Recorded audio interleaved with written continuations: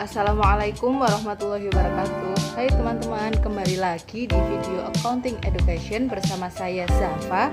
Di sini kita akan membahas tentang liabilitas jangka panjang atau long term liabilities. Selamat menyaksikan. Nah, sebelum lanjut ke video, jangan lupa subscribe akun YouTube HMPS Akuntansi Syariah UIN Gusdur.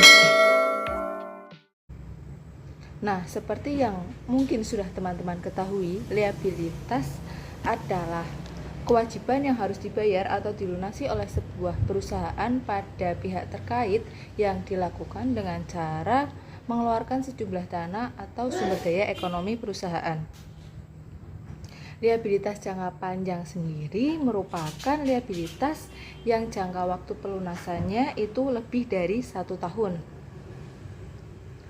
Liabilitas jangka panjang memiliki beberapa karakteristik, yaitu yang pertama, liabilitas jangka panjang memiliki jangka waktu pelunasan yang lebih dari 1 tahun.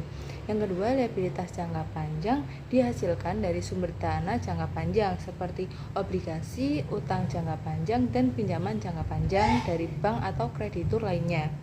Yang ketiga, liabilitas jangka panjang memiliki nilai yang jelas dan dapat diukur. Nilai ini didasarkan pada jumlah utang atau kewajiban yang tercatat dalam laporan keuangan perusahaan. Yang keempat,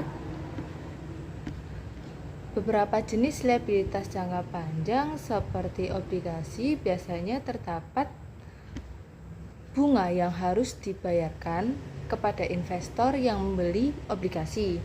Yang kelima, liabilitas jangka panjang biasanya merupakan utang yang besar dan terdapat agunan atau jaminan seperti tanah, gedung, atau fasilitas produksi lainnya, di mana jika perusahaan tidak dapat membayar liabilitas tersebut, maka kreditur dapat mengeksekusi jaminan itu untuk membayar liabilitas.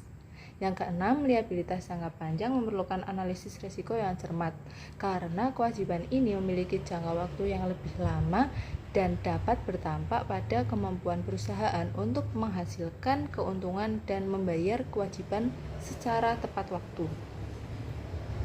Yang ketujuh, liabilitas jangka panjang harus dikelola dengan hati-hati. Kenapa? Karena dapat mempengaruhi kemampuan perusahaan untuk memperoleh pembiayaan di masa depan dan mempengaruhi reputasi perusahaan. Perusahaan harus memperhatikan risiko terkait dengan liabilitas jangka panjang ini. Jadi sebelum melakukan pinjaman, sebaiknya perusahaan itu memastikan bahwa mereka mampu untuk memenuhi kewajiban tersebut ketika jatuh tempo. Selanjutnya kita akan membahas jenis-jenis liabilitas jangka panjang. Di sini terdapat 7 jenis, yaitu yang pertama, utang bank atau bank loan. Utang bank ini merupakan dana pinjaman dari bank yang diperoleh perusahaan dan dijadikan sebagai modal seperti untuk merger dan ekspansi bisnis. Yang kedua, utang hipotek atau mortgage payable. Liabilitas ini merupakan utang pinjaman perusahaan dengan jaminan berupa aset tetap yang dimiliki oleh perusahaan. Yang ketiga, itu ada utang obligasi atau bond payable. Utang obligasi ini merupakan kewajiban yang muncul setelah perusahaan menerbitkan atau menjual obligasi. Nah, obligasi itu apa sih? Obligasi merupakan surat berharga yang berfungsi sebagai bukti bahwa pemegang obligasi sudah meminjamkan sejumlah uangnya untuk perusahaan yang menerbitkan obligasi tersebut. Apabila perusahaan menerbitkan surat obligasi, maka perusahaan harus membayar utang dan bunga dari jumlah pinjaman dana yang diterima. Yang keempat, ada kredit noveltasi atau long term loan. Kredit noveltasi merupakan kewajiban perusahaan yang diperoleh dari pihak bank atau lembaga keuangan lain yang bentuknya berupa pinjaman jangka panjang, biasanya digunakan untuk investasi berupa pembelian aset tetap. Yang kelima, ada utang berdurasi atau subordinated loan. Utang berdurasi ini adalah kewajiban oleh pemegang saham perusahaan induk yang sifatnya tidak menggunakan sistem bunga. Jika terjadi likuidasi dalam perusahaan, utang ini dibayarkan setelah melunasi utang-utang yang lainnya. Yang keenam ada utang sewa dana atau payables. Payables ini adalah utang yang berasal dari perusahaan asing untuk pembelian aset tetap di mana seluruh pembayarannya diangsur dalam rentang waktu yang relatif panjang. Yang ketujuh atau yang terakhir ini ada utang pemegang saham atau holding company loan. Utang pemegang saham adalah pinjaman yang diberikan dari perusahaan induk kepada perusahaan afiliasi atau anak perusahaan yang baru sebagai modal operasional perusahaan.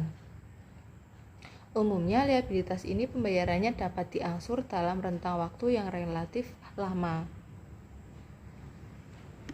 Selanjutnya ada contoh soal untuk materi kita kali ini. Soalnya dapat dibaca dan dicermati ya teman-teman.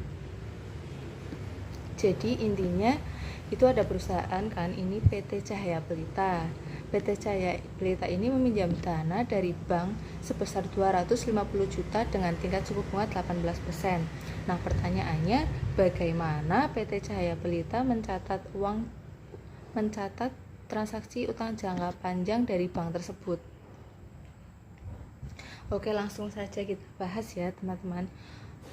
Jadi yang pertama kita lakukan adalah dengan menghitung bunga pinjamannya. Caranya yaitu dengan mengalihkan jumlah pinjaman dengan bunga yang ada.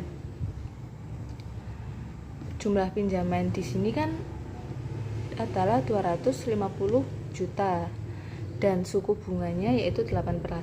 Jadi kita mengalihkan 250 juta dengan 18%, hasilnya 45 juta. Nah, langkah selanjutnya yaitu melakukan pencatatan akuntansi liabilitas, yaitu pertama kita mendebit kas sebesar 250 juta. Kenapa didebit? Karena kan kas kita bertambah. Kas bertambah itu letaknya di debit. Selanjutnya bunga, biaya kan kalau bertambah itu letaknya di debit. Jadi kita mendebit biaya bunga sebesar 45 juta. Lalu terdapat akun liabilitas.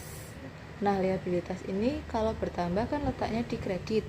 Jadi kita mengkredit liabilitas jangka panjang sebesar 250 juta dan liabilitas bunga sebesar 45 juta. Sekian pembahasan kali ini, semoga dapat bermanfaat.